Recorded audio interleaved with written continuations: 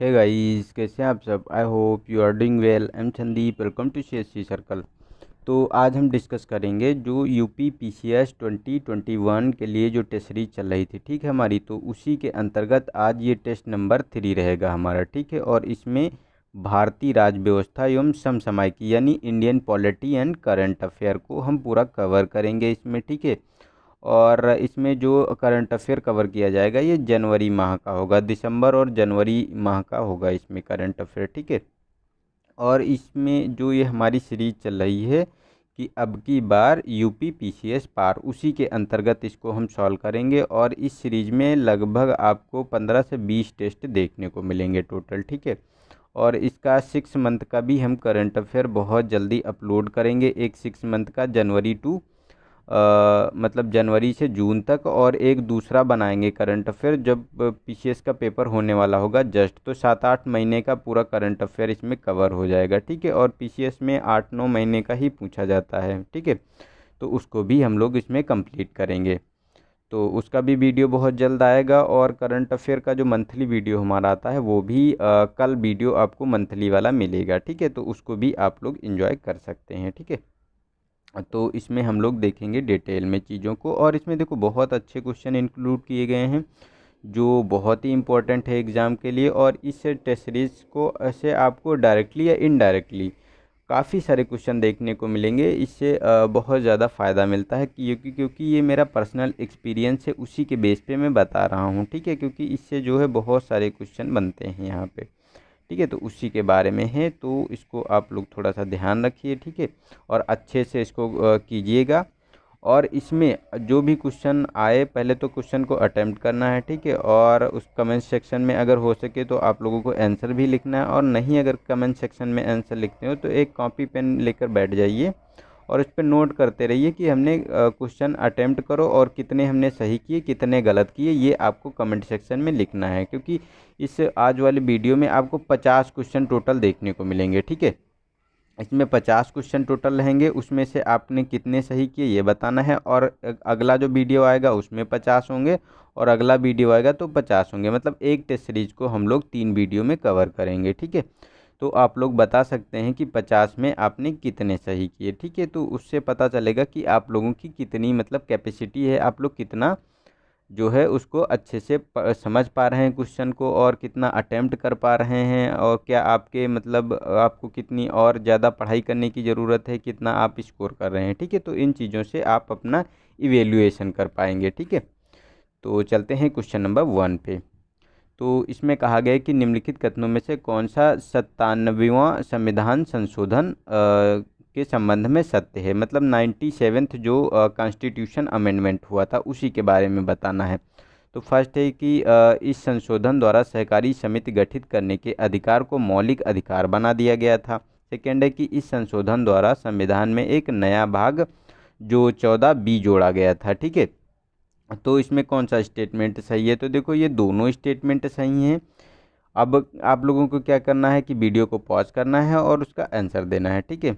थोड़ा सा वैसे पे तो इतना मैं पढ़ता हूँ, तो आप लोगों को अगर थोड़ा सा आपकी स्पीड अच्छी होगी पढ़ने में रीडिंग में, तो आप लोग इसको पहले ही डिकोड कर लेंगे, ठीक है। तो ये दोनों स्टेटमेंट सही है, तो हमारा सी वाला ऑप्शन हो गया। इसमें जो संविधान संशोधन आया था 97th, तो इसी में ये भाग 14B जोड़ा गया था इसमें, और ये इसमें एक आर्टिकल जोड़ा गया था 243 के अंतर्गत, ये 243 खा के अंतर्गत इसको जोड़ा गया था, ठीक है। और इसी में ये जो संशोधन हुआ था तो ये 2011 में देखने को मिलेगा, ठीक है। तो इसका सी वाला ऑप्शन सही हो गया। नेक्स्ट है हमारा सेकेंड क्वेश्चन नंबर। तो इसमें कहा गया कि क्षमा आदि को और क्षमा आदि की और कुछ मामलों में या दंड के निलंबन परिहार या लघुकरण की राष्ट्रपति की शक्ति को किस अनुच्छेद के अंतर्गत रखा गया है। तो ए ऑप्शन है हमारा अनुच्छेद 61, अनुच्छेद 72, अनुच्छेद 76 और अनुच्छेद 58। तो इसमें देखो ये हमारा बी वाला ऑप्शन सही है, अनुच्छेद 72, ठीक है। इसी के अंतर्गत रखा गया है। जो क्षमादान की जो न्यायिक शक्ति होती है राष्ट्रपति की, तो उसे आर्टिकल 72 के अंतर्गत रखा गया है, ठीक है। नेक्स्ट है हमारा क्वेश्चन नंबर 3। तो निम्नलिखित मूला अधिकारों में कौन से नागरिक एवं विदेशी दोनों को प्राप्त अधिकार हैं, ठीक है। तो फर्स्ट है कि बलात् और श्रम एवं अवैध मानव व्यापार के विरुद्ध प्रतिषेध। सेकेंड है कि अल्पसंख्यकों को अपने धर्म के प्रसार हेतु शिक्षण संस्थाओं की स्थापना का अधिकार। और थर्ड है कि प्राण एवं दैहिक स्वतंत्रता का संरक्षण। तो इसमें अगर बात करें तो इसमें जो हमारा फंडामेंटल राइट्स, ये जो अल्पसंख्यकों को अपने धर्म के प्रसार हेतु शिक्षण संस्थाओं की स्थापना का अधिकार, ये विदेशियों को प्राप्त नहीं है। ठीक है, ये आर्टिकल 29 के अंतर्गत आता है, तो ये इनके लिए प्राप्त नहीं है। और ये फर्स्ट एंड थर्ड सही है, क्योंकि प्राण एवं दैहिक स्वतंत्रता जो है ये आर्टिकल आपको देखने को मिलेगा 21, और ये बालात्सरम का जो आर्टिकल होता है फंडामेंटल राइट्स के अंतर्गत। ठीक है, तो ये आर्टिकल 23 के अंतर्गत होता है। तो ये जो है विदेशी और जो नागरिक, भारतीय नागरिक होते हैं, दोनों को प्राप्त होते हैं। तो हमारा 1 और 3 स्टेटमेंट सही हो गया, तो ए वाला ऑप्शन इसका सही है। ठीक है, नेक्स्ट है हमारा 4 क्वेश्चन नंबर। तो इसमें कहा गया कि निम्नलिखित में से कौन से कथन सत्य हैं। ठीक है, तो फर्स्ट है कि अंतर्राज्यीय परिषद एक संवैधानिक संस्था है। सेकेंड है कि क्षेत्रीय परिषदें विधिक संस्थाएं होती हैं। ठीक है, तो इसका देखो ये जो दोनों स्टेटमेंट सही हैं, क्योंकि अंतर्राज्यीय परिषद की बात करें तो इसे आर्टिकल 263 के अंतर्गत स्थापित किया जाता है, तो ये एक संवैधानिक संस्था होती है। ठीक है, लेकिन जो ये क्षेत्रीय परिषदें होती हैं, इन्हें एक्ट के द्वारा इस्टेब्लिश किया जाता है। ठीक है, तो इस समय जो 5 क्षेत्रीय परिषदें हैं और +1 नॉर्थ ईस्ट वाली। ठीक है, तो ये 6 हैं आपकी क्षेत्रीय परिषदें इसमें देखने को मिलेंगी। तो हमारा ये सी वाला ऑप्शन सही हो गया इसका। ठीक है, नेक्स्ट है हमारा क्वेश्चन नंबर 5। तो इसमें कहा गया है कि निम्नलिखित में से किस वर्ष राजनीतिक दलों को सर्वप्रथम संवैधानिक मान्यता प्राप्त की गई। तो फर्स्ट है कि 1952 में, सेकेंड बी है 1975, 1995 और 1985। तो इसका देखो डी वाला ऑप्शन सही है, क्योंकि 1985 में दल बदल अधिनियम आया था। ठीक है, दल बदल एक एक्ट आया था, उसी के अंतर्गत राजनीतिक दलों को राजनीतिक दलों को संवैधानिक यानी कॉन्स्टिट्यूशन मान्यता दी गई थी एक्ट बनाकर। ठीक है, ये हमारा 52वां जो कॉन्स्टिट्यूशन अमेंडमेंट ये देखने को मिलेगा इसमें। ठीक है, तो हमारा ये डी वाला ऑप्शन सही हो गया। ठीक है, नेक्स्ट है हमारा 6 क्वेश्चन नंबर। तो इसमें परामर्श संबंधी क्षेत्राधिकार निहित हैं। तो फर्स्ट है कि केवल सर्वोच्च न्यायालय में है। सेकंड बी है कि केवल उच्च न्यायालय में है। और सी है कि उच्च न्यायालय और सर्वोच्च न्यायालय और उच्च न्यायालय दोनों में है। डी है इनमें से कोई नहीं। तो देखो जो परामर्श संबंधी क्षेत्राधिकार होते हैं, ये केवल सर्वोच्च न्यायालय यानी कि सुप्रीम कोर्ट में लागू होते हैं। ठीक है, वहीं पे एक आर्टिकल दिया गया है 143। ठीक है, उसी के अंतर्गत ये परामर्शी क्षेत्राधिकार सुप्रीम कोर्ट के पास हैं। ठीक है, लेकिन हाई कोर्ट के पास ऐसा कोई प्रोविज़न नहीं है। ठीक है, नेक्स्ट है हमारा 7 क्वेश्चन नंबर। तो इसमें कहा गया है कि कथन एवं कारण दिए हुए हैं। ठीक है, तो उसके बारे में हमको बताना है कि कौन सा सही है। ठीक है, तो संविधान सभा अप्रत्यक्ष निर्वाचन का परिणाम थी। सेकेंड है कि संविधान सभा के गठन के लिए राज्यों की विधानसभाओं का निर्वाचक मंडल के रूप में उपयोग किया गया था। ठीक है, तो इसमें बताना है। तो अगर बात करें तो देखो जो संविधान सभा आई थी, ठीक है, तो वो जो देखने को मिली थी, वो उसमें अप्रत्यक्ष चुनाव हुआ था। 10,000 व्यक्तियों पर एक को मतलब मान लिया गया था। ठीक है, और ये अप्रत्यक्ष था, और इसमें जो राज्य की विधानसभाएं थी, ठीक है, उन्हीं को निर्वाचक मंडल माना था। उन्हीं जो राज्य की विधानसभाएं थी, ठीक है, उन्हीं के आधार पर इनका चुनाव हुआ था, जो संविधान सभा के सदस्य गठित किए गए थे, मतलब बनाए गए थे उसमें। ठीक है, तो ये जो बात करें तो ये दोनों स्टेटमेंट सही हैं, कथन और कारण सही भी है और ये व्याख्या भी करता है। ठीक है, तो हमारा ये ए वाला ऑप्शन इसका सही हो गया। ठीक है, क्योंकि दोनों सही हैं और आर ए की व्याख्या करता है। नेक्स्ट है 8 क्वेश्चन नंबर। तो इसमें कहा गया है कि निम्नलिखित कथनों पर विचार कीजिए। तो फर्स्ट है कि केंद्र में द्वैध शासन। सेकेंड है कि अखिल भारतीय संघ की स्थापना। थर्ड है कि भारत की राज्य सचिव की परिषद को समाप्त करना। तो इसमें अगर हम बात करें तो ये तीनों स्टेटमेंट सही हैं। जो ये आएगा, ये भारत शासन अधिनियम जो आएगा, ठीक है, 1935 का, उसमें ये प्रोविज़न किए गए थे। ठीक है, तो ये तीनों स्टेटमेंट सही हैं भारत शासन अधिनियम के संबंध में, क्योंकि इसी समय केंद्र में द्वैध शासन लागू किया गया था, लेकिन राज्यों में जो द्वैध शासन था उसे समाप्त किया गया था। और अखिल भारतीय सेवाओं की स्थापना की बात की जाए, और राज्य सचिव परिषद को भी समाप्त कर दिया गया था यहाँ पर। ठीक है, नेक्स्ट है हमारा क्वेश्चन नंबर 9। तो इसमें कहा गया कि संविधान सभा द्वारा स्थापित अल्पसंख्यकों हेतु सलाहकार समिति के अध्यक्ष कौन थे? तो फर्स्ट है कि डॉक्टर राजेंद्र प्रसाद, सेकंड है सरदार वल्लभ भाई पटेल, सी है पंडित जवाहरलाल नेहरू और डी है JB कृपलानी। तो इसमें अगर बात करें तो ये हमारा बी वाला ऑप्शन सही है, क्योंकि इसमें सरदार वल्लभ भाई पटेल जो है अल्पसंख्यकों हेतु सलाहकार समिति के अध्यक्ष थे। ठीक है, तो ये हमारा जो बी वाला सही हो गया। डॉक्टर राजेंद्र प्रसाद की बात करें तो ये संचालन समिति के अध्यक्ष थे। ठीक है, और पंडित जवाहरलाल नेहरू तो संघ शक्ति समिति के अध्यक्ष थे, और 2-3 समितियां थी शायद, हाँ, लेकिन संघ शक्ति वो पूछी जाती तो उसको इम्पोर्टेंट है। ठीक है, नेक्स्ट है 10 क्वेश्चन नंबर। तो इसमें कहा गया कि उत्तर प्रदेश में लोकसभा सीटों की कुल संख्या निम्नलिखित में से किन 3 राज्यों की लोकसभा सीटों की संख्या के योग के बराबर हैं? तो ए ऑप्शन है महाराष्ट्र, कर्नाटक, हिमाचल प्रदेश, बी है बिहार, तमिलनाडु, मेघालय, और सी है मध्य प्रदेश, तमिलनाडु, त्रिपुरा, डी है पश्चिम बंगाल, तेलंगाना और हरियाणा। ठीक है, तो इसमें अगर बात करें तो इसमें देखो उत्तर प्रदेश में पहले तो पता होनी चाहिए कितनी सीटें हैं। तो यहाँ पे 80 सीटें आपको देखने को मिलेंगी। तो हमारा इसमें बात करें तो ये हमारा ए वाला ऑप्शन इसमें सही हो जाएगा, क्योंकि महाराष्ट्र में अगर हम बात करें तो यहाँ 48 सीटें देखने को मिलेंगी। ठीक है, और ये कर्नाटका की अगर बात करें तो यहाँ 28 सीटें मिलेंगी, और ये तुम्हारा जो हिमाचल प्रदेश है यहाँ 4 सीटें मिलेंगी। तो 28 और 48 4 मिलकर हमारी 80 बराबर हो जाती हैं। ठीक है, तो हमारा ए वाला ऑप्शन सही हो गया। नेक्स्ट है, और यूपी में देखो सबसे ज़्यादा लोकसभा सीटें हैं 80। ठीक है, इससे ज़्यादा कहीं नहीं है। सेकेंड है, किसने भारतीय संविधान के विस्तृत होने को उसका दुर्गुण और वकीलों का स्वर्ग कहा है? ठीक है, तो ए ऑप्शन है केसी व्हीलर, बी है आइवर जेनिक्स, और सी है केटी शाह और सुभाष कश्यप। ठीक है, डी ऑप्शन।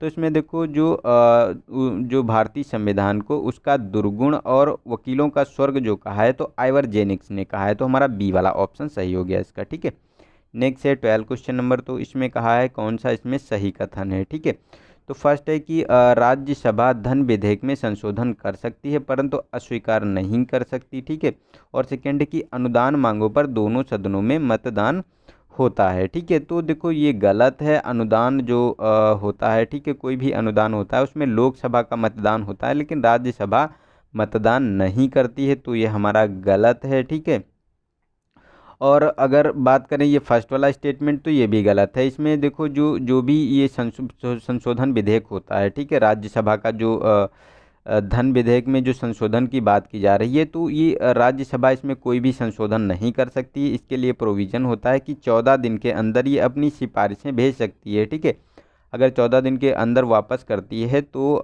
ये उसके कोई अगर संशोधन है, ठीक है, मतलब कोई सिफारिश करती है तो अगर लोकसभा चाहे तो उसमें संशोधन कर सकती है, अगर नहीं चाहे तो वो नहीं कर सकती है, क्योंकि इसके पास कोई पावर नहीं है। ठीक है, और 14 दिन अगर रोक लिया गया राज्यसभा में तो स्वतः ही पास हो जाता है। ठीक है, तो ये जो स्टेटमेंट है ये हमारा दोनों का दोनों गलत है। और धन विधेयक का जो प्रोविज़न की बात करें तो आर्टिकल 110 में इसका प्रोविज़न किया गया है। ठीक है, तो ये दोनों स्टेटमेंट गलत हैं, तो डी वाला ऑप्शन इसका सही हो गया। नेक्स्ट है 13 क्वेश्चन नंबर। तो इसमें भारत की संचित निधि के नियंत्रणाधीन होती है तो कौन कौन, मतलब किसके अंतर्गत ये भारतीय जो संचित निधि होती है, ठीक है, ये किसके नियंत्रण में होती है? तो ए ऑप्शन है राष्ट्रपति, बी है हमारा संसद, सी है लोकसभा अध्यक्ष और डी है नियंत्रक एवं महालेखा परीक्षक। तो इसमें देखो अगर बात करें तो संसद के नियंत्रण में होती है। संसद जब अप्रूवल देगी तभी जो है संचित निधि से कोई भी पैसा निकाला जा सकता है। ठीक है, नेक्स्ट है हमारा क्वेश्चन नंबर 14। तो इसमें कहा गया है कि अनुच्छेद 227 में वर्णित उच्च न्यायालय की अधीनस्थ न्यायालय पर अधिक्षण शक्ति को किस वाद में अनुउल्लंघनीय मौलिक ढांचा घोषित किया गया है? तो ए ऑप्शन है हमारा मिनोरमा मिल वाद, और बी है हमारा इंदिरा साहनी वाद, और केशवानंद भारती वाद, बोम्मई वाद। तो इसमें अगर बात करें तो जो ये 227 का आर्टिकल था, ठीक है, इसे अधीनस्थ सेवा पर जो अधीक्षण की बात की जा रही है तो ये मौलिक ढांचा जो घोषित किया गया है ये केशवानंद भारती का जो वाद आया था 1973 का, ठीक है, उसी के अंतर्गत इसको घोषित किया गया है कि इसको ख़त्म नहीं किया जा सकता। ठीक है, नेक्स्ट है 15 क्वेश्चन नंबर। तो निम्नलिखित कथनों पर विचार करना है। तो फर्स्ट है कि राष्ट्रपति अथवा संसद द्वारा राष्ट्रपति शासन के समय जो बनाया गया कानून राष्ट्रपति शासन समाप्त होने के पश्चात प्रभावी नहीं रहता है। ठीक है, सेकेंड है कि राष्ट्रपति शासन के समय राष्ट्रपति मुख्यमंत्री के नेतृत्व वाली मंत्रिपरिषद को भंग कर देता है। तो इसमें कौन सा स्टेटमेंट सही है ये बताना है। तो देखो ये जो बात की जा रही है, देखो ये फर्स्ट वाला स्टेटमेंट गलत है, क्योंकि कोई भी जो राष्ट्रपति शासन के समय कानून बनाया जाता है, ठीक है, तो ये भंग हो जाता है। मतलब जो कानून बनाया जाता है तो राष्ट्रपति जब शासन खत्म होता है तो वो मतलब कानून भी समाप्त हो जाता है, लेकिन जो राष्ट्रपति शासन के समय मंत्रिपरिषद को भंग कर देता है राष्ट्रपति, ठीक है। तो सेकेंड स्टेटमेंट सही है, तो हमारा बी वाला ऑप्शन सही हो गया इसका, ठीक है। नेक्स्ट है 16 क्वेश्चन नंबर। तो इसमें कहा गया है कि कौन सी अर्हताएं उपराष्ट्रपति पद हेतु अनिवार्य हैं। तो फर्स्ट है कि वह 30 वर्ष की आयु पूर्ण कर चुका हो, सेकेंड है कि वह राज्यसभा का सदस्य बनने के लिए अर्हित हो, ठीक है, और थर्ड है कि सार्वजनिक प्राधिकरण के तहत किसी लाभ के पद पर ना हो, ठीक है। तो इसमें अगर बात करें तो थर्ड वाला स्टेटमेंट तो सही है, ठीक है, और सेकेंड का भी सही है, क्योंकि राज्यसभा का सदस्य बनने की योग्यता उसके पास होनी चाहिए, ठीक है। लेकिन उसकी आयु की बात की जा रही तो 30 वर्ष नहीं, ये 35 वर्ष पूरी कर चुका हो, ठीक है। तो ये इसके लिए फॉलो करना होता है, ठीक है। तो हमारा 2 और 3 स्टेटमेंट सही है, तो ए वाला ऑप्शन सही हो गया इसका, ठीक है। और इसकी बात की जा रही है, ठीक है। और जो आर्टिकल जो ये इसकी जो बात करें, जो राष्ट्रपति उपराष्ट्रपति की जो योग्यताएं होती हैं, ये आर्टिकल जो आपको देखने को मिलेंगी 66 के 3 में ये इसका प्रोविज़न किया गया है, इनकी जो योग्यताएं हैं, ठीक है। नेक्स्ट है हमारा 17 क्वेश्चन नंबर। तो भारतीय संसद के परिप्रेक्ष्य में शून्यकाल कहा जाता है। तो फर्स्ट है कि संसदीय कार्रवाई के पूर्वार्ध का समय, सेकेंड है कि प्रश्नकाल के तुरंत बाद का समय, और सी है कि प्रश्नकाल के पहले का समय, और डी है कि संसदीय कार्रवाई के उत्तरार्ध का समय, ठीक है। तो इसमें अगर बात करें तो ये देखो बी वाला ऑप्शन सही है, क्योंकि प्रश्नकाल के तुरंत बाद का जो समय होता है उसी को शून्यकाल कहते हैं। सामान्यतः अगर बात करें तो ये 1 घंटे का होता है, लगभग 12 से 1 बजे का समय जो होता है इसी को बोलते हैं, ठीक है।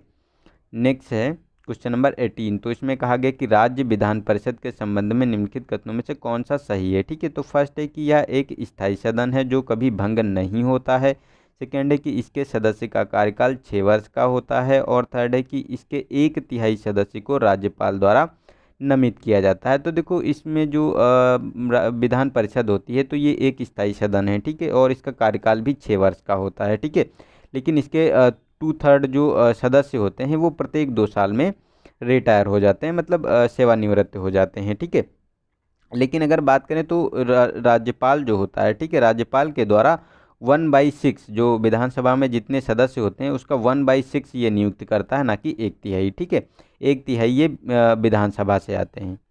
तो ये हमारा गलत हो गया थर्ड वाला, और फर्स्ट एंड सेकेंड सही है, तो हमारा ए वाला ऑप्शन इसका सही हो गया, ठीक है। नेक्स्ट है हमारा क्वेश्चन नंबर 19, ठीक है। तो इसमें भारतीय संसदीय प्रणाली एवं ब्रिटेन की संसदीय प्रणाली में अंतर का एक बिंदु है, ठीक है। तो कौन सा अंतर है भारतीय जो ब्रिटिश संसदीय प्रणाली है और भारत की, ठीक है। तो इसमें ए ऑप्शन है कि नामिक एवं वास्तविक कार्यपालिका, सेकेंड है कि शैडो कैबिनेट, और सी है आपका सामूहिक उत्तरदायित्व, और डी है द्विसदनात्मक व्यवस्थापिका, ठीक है।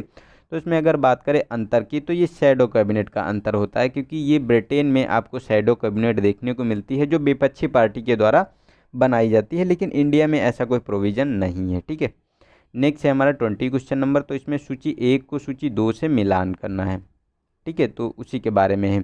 तो व्यक्तियों की अपनी अनुकूल अवस्थाओं में कार्य करने हेतु राज्य का प्रयास, ठीक है। तो आर्टिकल ये है आपका 39 घ, समान कार्य हेतु समान वेतन, तो अनुच्छेद 41, और समान न्याय एवं हाँ ये समान न्याय एवं निःशुल्क विधिक सहायता, तो 39A या 39 का, ठीक है। और ये प्रबंधन में कर्मचारियों को भागीदार बनाना, तो इसमें अनुच्छेद 43 का, तो इसमें मिलान करना है। तो देखो अनुकूल परिस्थितियों की अगर इसमें बात की जाए, ठीक है, समान कार्य के लिए जो ये समान वेतन की अगर बात करें तो इसे 39 घ के अंतर्गत रखा जाता है। और जो ये व्यक्तियों के लिए अपनी अनुकूल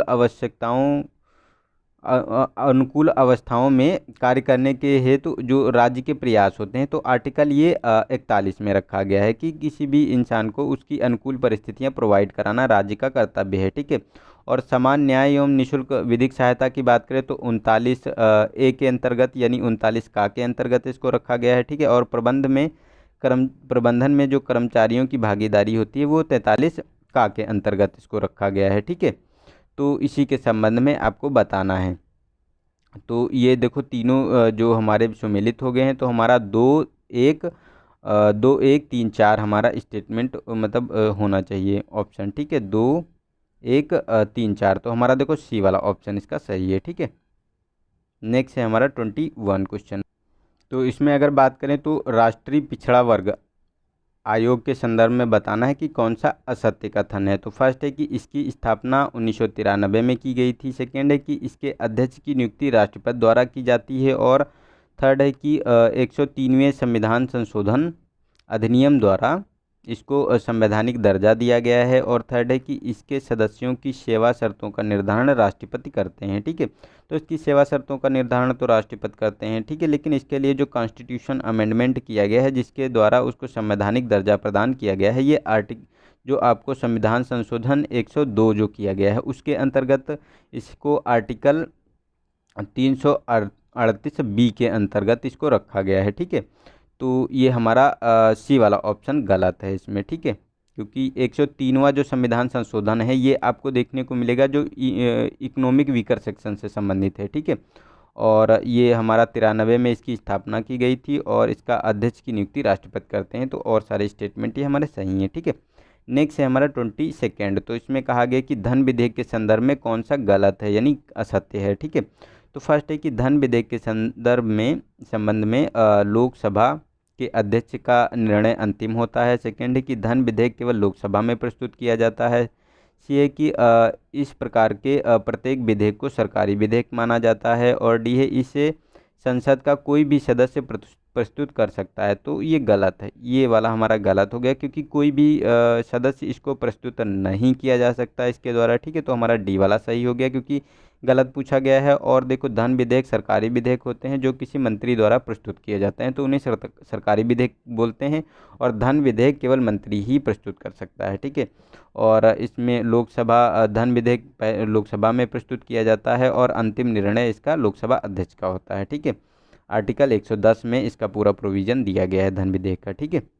नेक्स्ट है 23। तो ये शासन में मूलभूत हैं और विधि बनाने में इन तत्वों को लागू करना राज्य का कर्तव्य होगा। ठीक है। तो ये किस संविधान के भाग से संबंधित हैं। तो फर्स्ट है कि मूल अधिकार और मूल कर्तव्य, राज्य के नीति निर्देशक तत्व और मूल अधिकार एवं कर्तव्य। ठीक है। तो इसका देखो ये सी वाला ऑप्शन सही है। जो ये राज्य के नीति निर्देशक तत्व हैं इसके अंतर्गत एक आर्टिकल है आपका 37, उसी में ये प्रोविज़न किया गया है। ये मतलब पूरा आर्टिकल में ये परिभाषा लिखी हुई है। ठीक है। नेक्स्ट है 24। तो इसमें कहा गया कि राज्य लोक सेवा आयोग के संबंध में बताना है कि कौन सा स्टेटमेंट सही है। ठीक है। तो फर्स्ट है कि आयोग के सदस्यों की संख्या का निर्धारण राज्यपाल के विवेकाधीन की शक्ति है। ठीक है। और जो राज्यपाल अध्यक्ष एवं सदस्यों की सेवा शर्तों का निर्धारण करते हैं। और थर्ड है कि राष्ट्रपति आयोग के अध्यक्ष और सदस्यों को पद से हटा सकते हैं। ठीक है। तो इसमें कौन सा स्टेटमेंट सही है ये हमको बताना है। ठीक है। तो इसमें अगर बात करें तो जो ये राज्यपाल अध्यक्ष और सदस्यों की सेवा शर्तों को निर्धारित करने की बात करते हैं। ठीक है। और ये आपको देखने को मिलेगा। ठीक है। तो ये तो हमारा सही है। और थर्ड भी स्टेटमेंट सही है क्योंकि राष्ट्रपति के अध्यक्ष जो मतलब राष्ट्रपति जो होता है वो आयोग के अध्यक्ष और सदस्यों को पद से हटा सकता है, उसकी वो पावर उसके पास होती है। लेकिन जो नियुक्ति की जाती है इनकी वो राज्यपाल के द्वारा की जाती है। और आयोग के सदस्यों की जो संख्या का निर्धारण भी राज्यपाल की विवेकाधीन शक्ति है। ठीक है। और इसे आर्टिकल 315 में इसका प्रोविज़न किया गया है। तो तीनों स्टेटमेंट सही हैं हमारे। तो हमारा डी वाला ऑप्शन इसका सही है। ठीक है। नेक्स्ट है पंचायती राज के संबंध में बताना है। ठीक है। कि कौन सा स्टेटमेंट सही है। तो फर्स्ट है कि अनुच्छेद 243D में सीटों के आरक्षण की व्यवस्था है। सेकेंड है कि पंचायतों की शक्तियों एवं कार्य विधानमंडल द्वारा निर्धारित किया जाता है। थर्ड है कि 11वीं अनुसूची के तहत 29 विषय पर कार्य होता है। ठीक है। तो इसमें देखो पंचायती राज जो संशोधन हुआ था वो 11वीं सूची में है और इसमें 29 विषय शामिल हैं। तो ये सही है हमारा। और पंचायतों की शक्तियाँ जो होती हैं और कार्य इसके तो विधानमंडल द्वारा निर्धारित किए जाते हैं। और आरक्षण इसमें महिलाओं और SC ST को जो आरक्षण दिया गया है तो वो मतलब आपको आर्टिकल 243 डी में देखने को मिलेगा। तो ये तीनों स्टेटमेंट सही हैं इसके संबंध में, तो हमारा डी वाला ऑप्शन सही हो गया। ये जो 73वां संविधान संशोधन हुआ था 1992 में, ठीक है, उसी के अंतर्गत इनको कॉन्स्टिट्यूशन जो इनको स्टेटस दिया गया था, ठीक है। नेक्स्ट है हमारा 26 क्वेश्चन नंबर। तो इसमें बताना है कि किस आधार पर राष्ट्रपति द्वारा संवैधानिक आपात की घोषणा की जाती है, ठीक है। तो फर्स्ट है कि बाह्य आक्रमण, सशस्त्र विद्रोह, केंद्र द्वारा दिए गए निर्देशों का पालन करने और उसे प्रभावी बनाने में सफलता के आधार पर, और सांविधिक कठोरता के आधार पर। तो इसमें अगर हम बात करें तो इसमें देखो केंद्र और जो जो राष्ट्रपति शासन लगाया जाता है, ठीक है, स्टेट में मतलब राज्यों में, ठीक है। तो ये 356 के अंतर्गत जो ये केंद्र द्वारा दिए गए निर्देशों को पालन करने या उसे प्रभावी बनाने में असफल हो जाने के आधार पर लगाया जाता है। तो ये हमारा सी वाला ऑप्शन सही है, ठीक है। नेक्स्ट है 27। तो इसमें संसद और केंद्र शासित प्रदेशों के लिए निम्नलिखित में से कौन से विषयों पर कानून बना सकती है, ठीक है।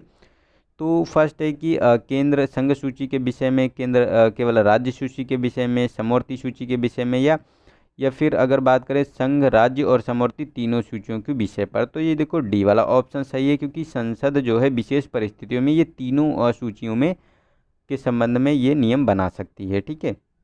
तो संघ जो है समवर्ती और संघ में तो बनाती है, और राज्य सूची में विषय बनाने के लिए जब आर्टिकल 249 के अंतर्गत जब राज्यसभा 2/3 मेजोरिटी से संकल्प पारित कर दे कि कोई राष्ट्रीय हित के लिए कोई काम किया जाना है, उसके लिए नियम बनाने की आवश्यकता है, तो ये बना सकती है, ठीक है।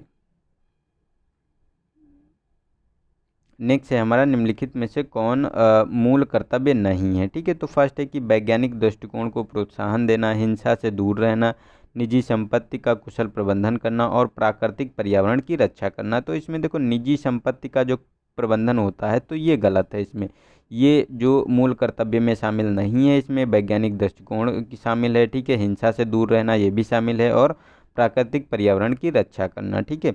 और इनका जो स्वर्ण सिंह समिति के आधार पर इनका जो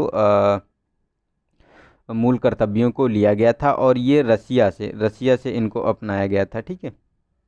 नेक्स्ट है 29। तो इसमें कहा गया है कि प्रस्तावना के संबंध में बताना है कि कौन सा असत्य है, ठीक है। तो फर्स्ट है कि प्रस्तावना संविधान का भाग नहीं है। सेकेंड है कि प्रस्तावना में संशोधन किया जा सकता है। सी है कि N.A. पालकीवाला ने प्रस्ताव को संविधान का परिचय पत्र कहा है।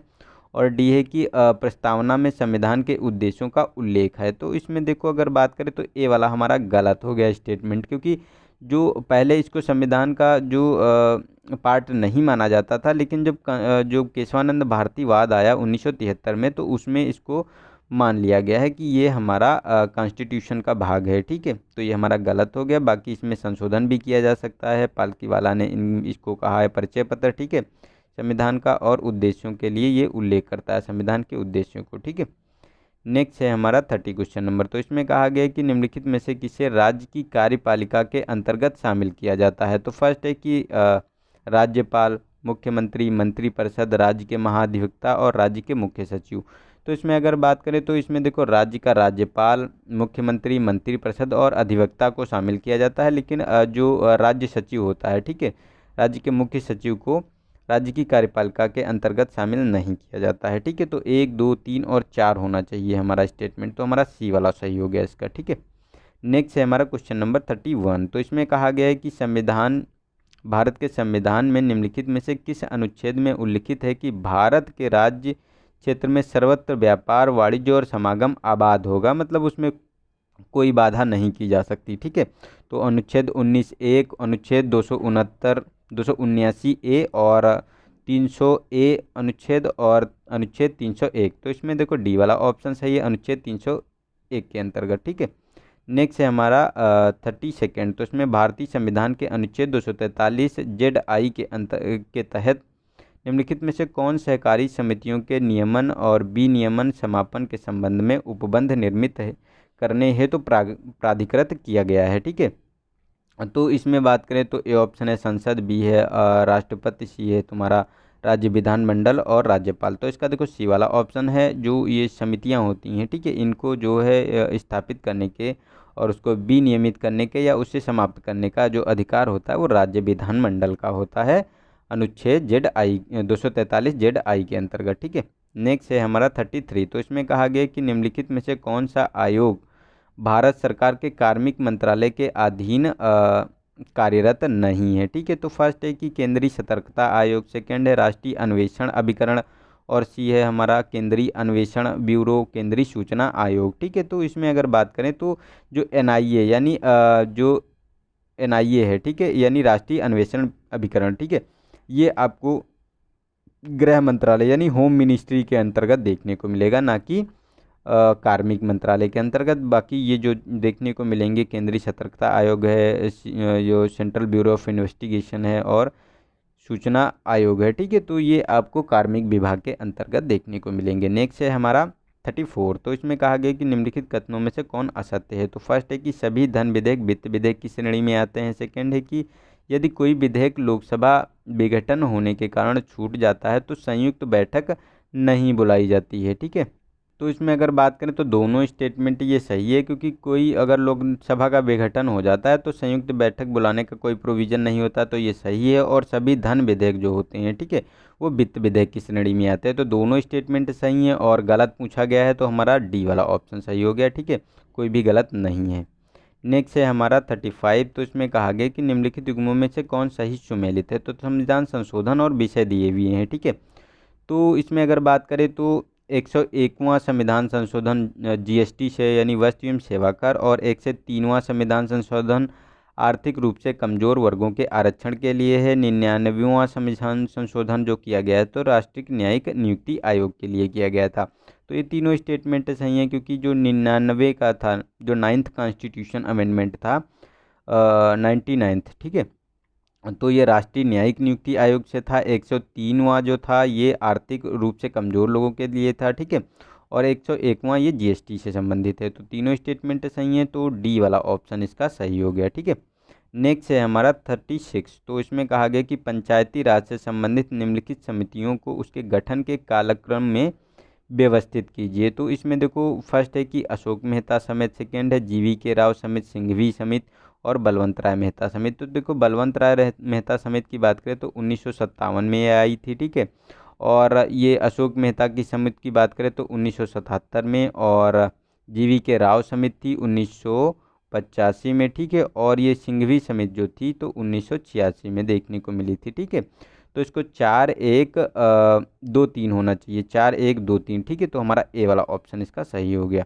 नेक्स्ट है हमारा क्वेश्चन नंबर 37। तो इसमें प्रधानमंत्री के परामर्श अनुसार राष्ट्रपति मंत्रिमंडल के किसी सदस्य को उप प्रधानमंत्री नियुक्त कर सकते हैं, और आर कारण है कि उप प्रधानमंत्री के दायित्व का निर्धारण प्रधानमंत्री का विशेषाधिकार है। ठीक है, तो इसमें अगर बात करें तो देखो प्रधानमंत्री की परामर्श के अनुसार राष्ट्रपति मंत्रिमंडल के किसी भी सदस्य को उप प्रधानमंत्री नियुक्त कर सकते हैं। ये तो हमारा सही स्टेटमेंट है। ठीक है, और सेकेंड वाला भी सही है, क्योंकि उप प्रधानमंत्री के जो दायित्व होते हैं उनका निर्धारण प्रधानमंत्री का एक विशेषाधिकार होता है। तो दोनों सही हैं लेकिन व्याख्या नहीं करता है। ठीक है, तो ये दोनों ए और आर सही हैं लेकिन व्याख्या नहीं करता है, तो बी वाला ऑप्शन सही हो गया इसका।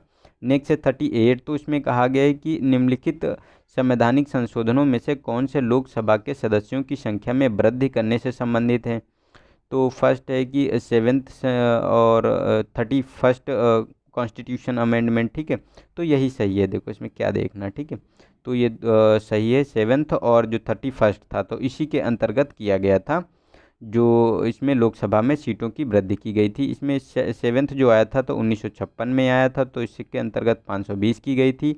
और 31वां जो आया था तो ये आया था 1973 में। ठीक है, इसके अंतर्गत 445 की गई थी। ठीक है, 545 की गई थी, सॉरी 545। तो यही उससे संबंधित है। नेक्स्ट है 39। तो इसमें कहा गया है कि निम्नलिखित में से किस अनुच्छेद के तहत लोकसभा अध्यक्ष के दोनों सदनों की संयुक्त बैठक की अध्यक्षता करता है। तो अनुच्छेद 118(4), अनुच्छेद 118(3) और अनुच्छेद 108(1) और अनुच्छेद 108(3). ठीक है, तो इसमें अगर बात करें जो अध्यक्षता करने की जो प्रोविज़न होता है लोकसभा अध्यक्ष का, ठीक है, तो ये अनुच्छेद 118(4) के अंतर्गत होता है। संयुक्त बैठक की जाती है 108 के अंतर्गत। ठीक है, लेकिन जो अध्यक्षता करने का प्रोविज़न है कि लोकसभा अध्यक्ष करेगा तो ये 118(4) के अंतर्गत है। ठीक है, नेक्स्ट है क्वेश्चन नंबर, तो इसमें राष्ट्रपति के चुनाव में निम्नलिखित में से कौन से भाग लेते हैं? तो राज्य विधानसभा, राज्य विधान परिषद, लोकसभा सदस्य और ये राज्यसभा सदस्य। तो इसमें देखो विधान परिषद के सदस्य इसमें भाग नहीं लेते हैं। इसमें राज्य विधानसभा, लोक सभा सदस्य, राज्यसभा सदस्य और चंडीगढ़ और पांडिचेरी, ठीक है, चंडीगढ़ और नहीं, सॉरी दिल्ली और पांडिचेरी के जो विधानसभा के निर्वाचित सदस्य होते हैं, और ये सब निर्वाचित होते हैं, इसमें मनोनीत सदस्य शामिल नहीं होते हैं, ठीक है।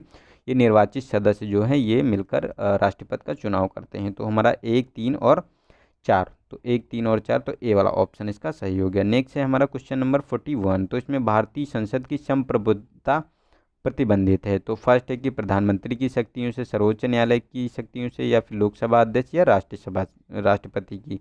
तो इसका देखो बी वाला ऑप्शन सही है, सर्वोच्च न्यायालय, क्योंकि जुडिशियल रिव्यू के अंतर्गत ये उसकी शक्ति को नियंत्रित करता है, ठीक है।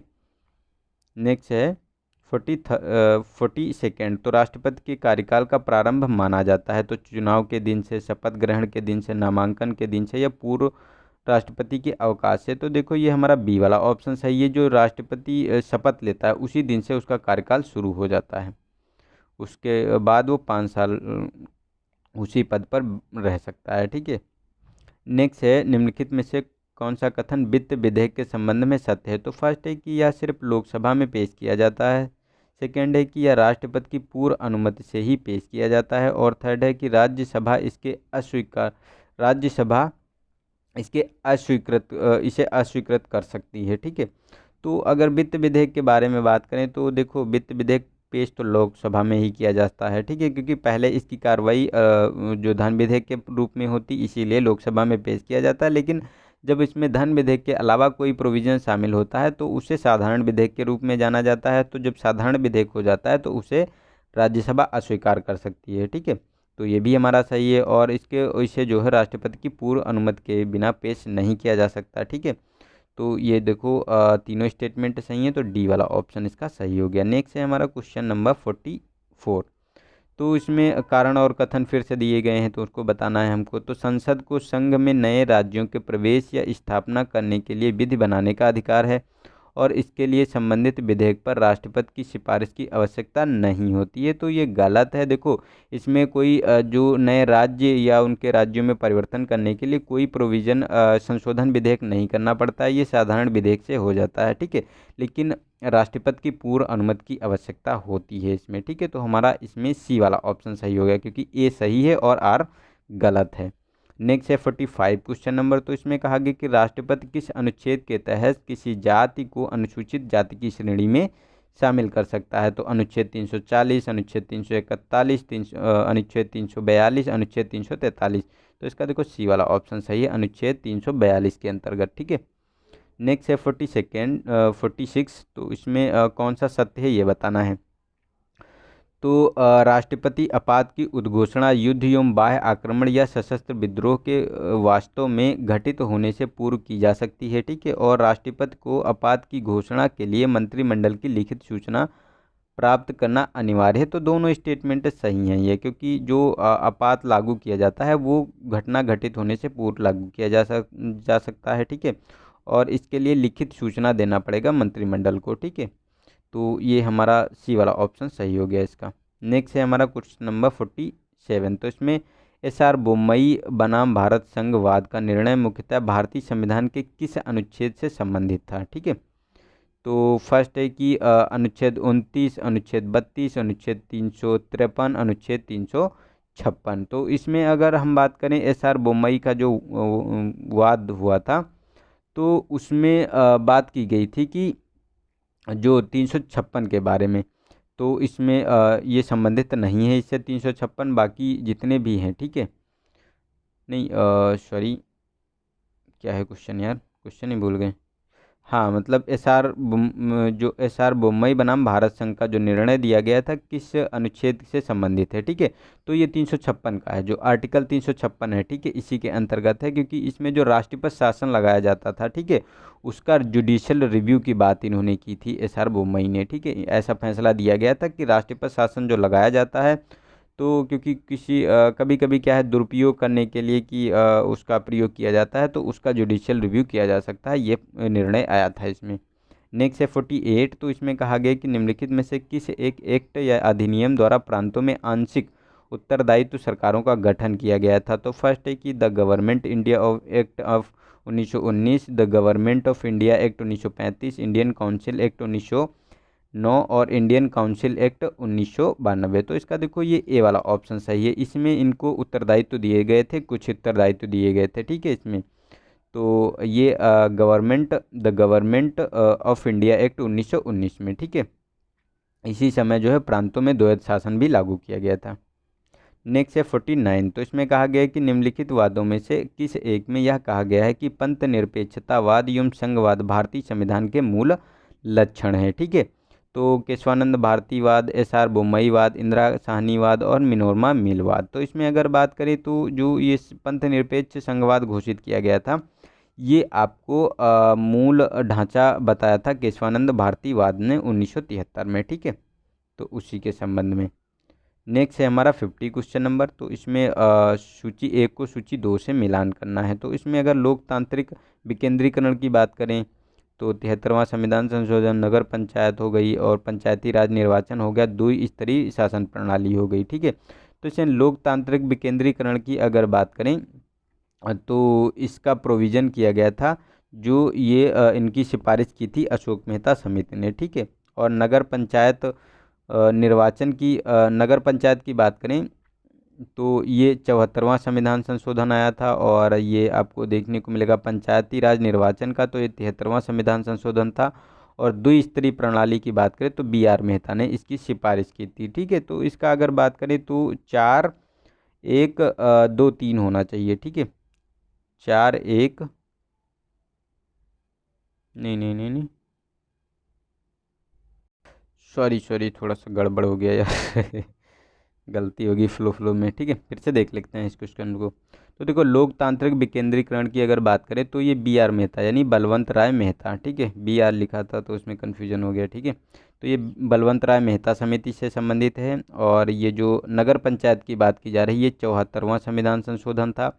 और पंचायती राज में निर्वाचन की बात की गई थी 73वें संविधान संशोधन द्वारा। और ये द्विस्तरीय प्रणाली की जो बात की थी अशोक मेहता ने की थी, ठीक है। तो इसमें 3 1 2 4 होना चाहिए, ठीक है। 3 1, यार इसे ऐसा भी कोई ऑप्शन नहीं है, क्या बात है यार। 3 1 नहीं, हाँ ठीक तो है यार, 3 2 1 4, मैं कंफ्यूज हो रहा था खुद ही, ठीक है। तो हमारा 3 2 1 4 होना चाहिए, ठीक है। तो 3 2 1 4, तो हमारा ए वाला ऑप्शन सही हो गया इसका, ठीक है। तो ये तो हमारा सही हो गया। और आप लोगों को बताना है कि जो ये नगर पंचायत का प्रोविज़न लाया गया था किस कॉन्स्टिट्यूशन अमेंडमेंट के अंतर्गत लाया गया था। तो इसको आप लोग कमेंट सेक्शन में बताना, क्योंकि कई बार इसको अभी इसी क्वेश्चन में बताया, अगले में भी बताया, तो कई बार मैं बता चुका हूँ। तो ऐसे क्वेश्चन तो आप लोगों को आने ही चाहिए, ठीक है। तो आज के लिए इतना ही, मिलते हैं नेक्स्ट वीडियो में, तब तक के लिए नमस्कार, जय हिंद, जय भारत।